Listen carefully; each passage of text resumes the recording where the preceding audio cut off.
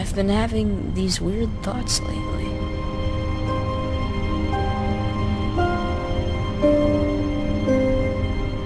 Like, is any of this for real or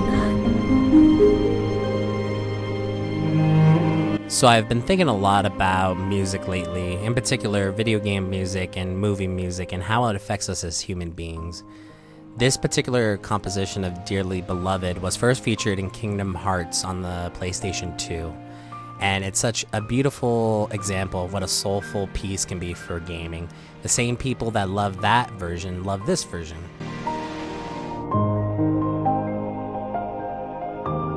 Essentially the same piece, sped up a little bit of a different arrangement, but again, the people that love that piece happen to love this piece.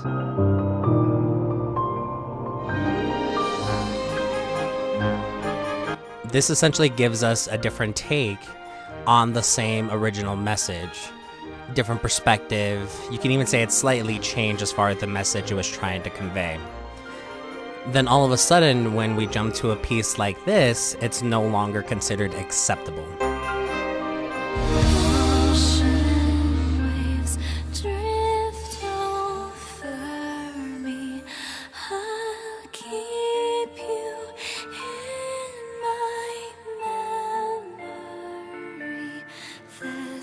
Though the same song at heart, because someone has made extremely drastic changes to this composition, in this case by adding a personal lyricism to it, it is no longer considered acceptable by people who consider the other tracks acceptable.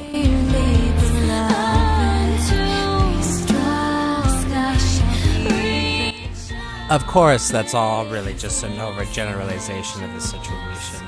But where do you draw the line? Are the people that don't like this mix okay with this mix? With you. Or what about this mix?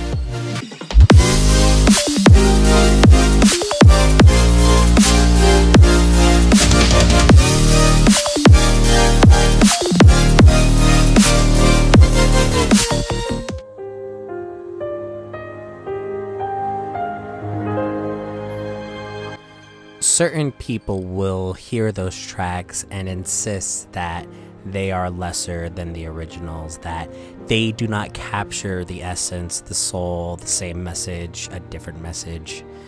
They will even go as far to insist that if you like the change, if you think the change is good, they will go on to tell you why you are wrong, why they are right, why their version is better than your version, why the changes that have been made are lesser changes, and you should not be happy with them as long as with them that they are not happy with them. And in some ways I can understand that, and in some ways I wholeheartedly disagree with him. So, but that's just one example. Let's dive a little deeper, shall we?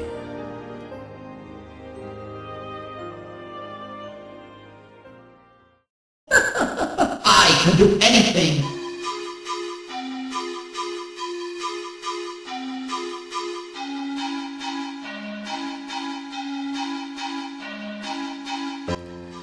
The Circus was a track that was featured in the beta version or demo version of Deltarune that was released on October 31st, 2018.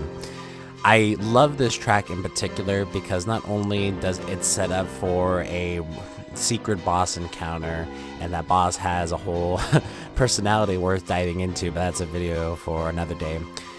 But this song just has the epitome of uneasiness, of unsettling fear.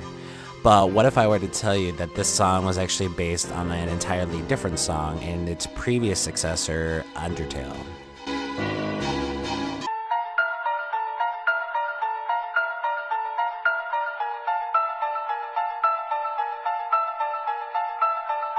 Alright, before I go any further, I do have to give credit where credit is due. This video is actually inspired by a couple of different YouTubers.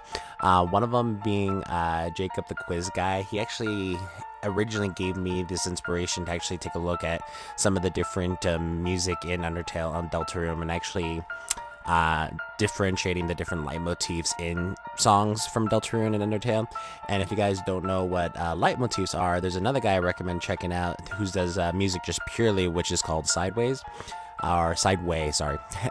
Both of their channels will be in the description down below if you guys want to check them out. Yeah, I definitely highly encourage, if you want to know more about music, to check them out, because I'm more of a stepping stone to a bigger universe. But anyways, let's continue. As you can see here, the songs, as you might be thinking to yourself now, don't sound anything remotely the same. Well, the thing about it is, it's amazing how much of Deltarune and Undertale's music actually connect with each other, but still are able to stand alone on individual pieces. And essentially they do that by using what's called leitmotifs. Leitmotifs, without getting too complicated, and again, if you want a better explanation, definitely check out Sideway, is that it is a melody or a part of a melody that is featured prominently in another song. So here next, I'll go ahead and play the Circus again with Gastors' theme is what you're listening to now as the leitmotif.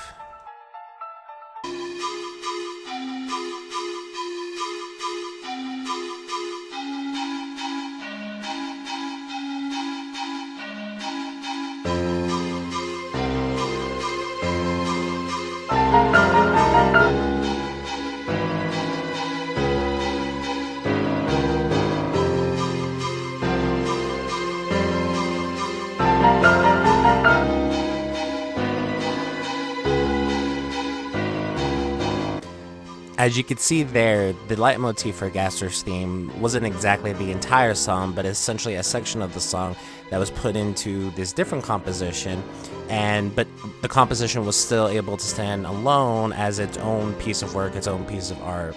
And I just find it fascinating because there's multiple different examples of this in Undertale and Deltarune as so. Bye.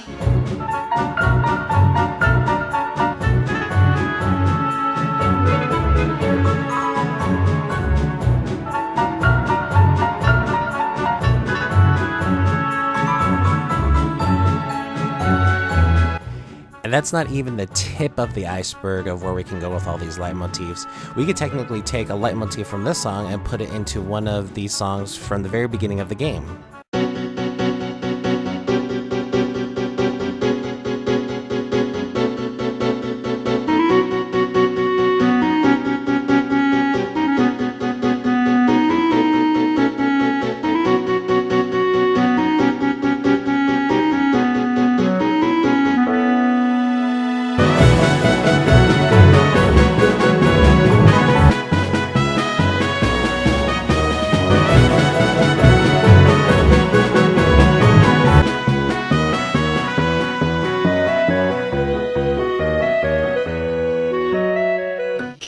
Chaos.